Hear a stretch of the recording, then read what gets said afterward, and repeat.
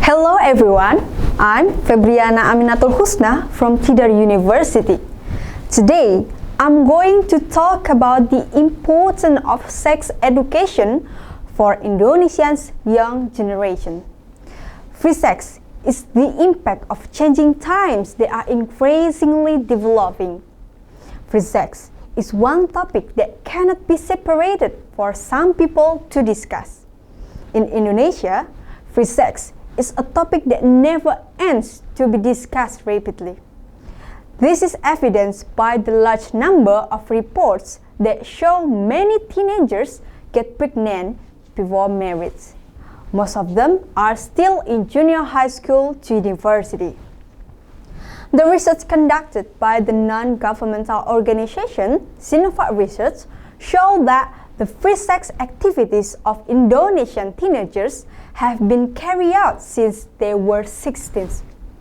Based on this explanation, sex education is needed. This is useful for providing children with knowledge and reasonings about free sex. Based on the international agreement in Cairo 1994 on reproductive health, it was desired the young generation's need for sex education. In one of the consensus items, the emphasis is on seeking and formulating sexual and reproductive health care and providing comprehensive information to adolescents. According to Diana 2080, there are two factors why sex education is very important for teenagers. The first factor is where children grow up to be teenagers, they don't understand sex education because parents still think that talking about sex is taboo. So that the teenagers who don't understand it feel irresponsible with sex or reproductive anatomy health. The second factor is from the lack of understanding of adolescents about sex and the healthier of their reproductive anatomy. Then, getting an understanding from the wrong sources, like pornography. The negative impact of sex can be seen like the high sex relation before marriage, pregnancy which leads to abortion, transmission of the HIV virus, and etc.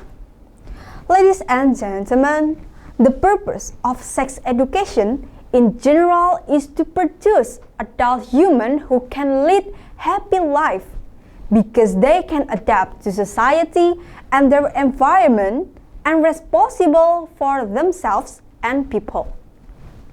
Then there are 4 details about the purpose of sex education.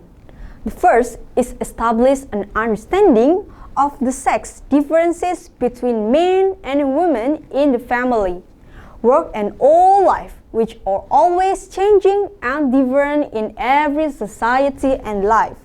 Second is establish an understanding of the role of sex in human life and in the family, like sexual relations and love, feelings of sex in marriage, and so on. And the third is developing self-understanding regarding the function and needs of sex.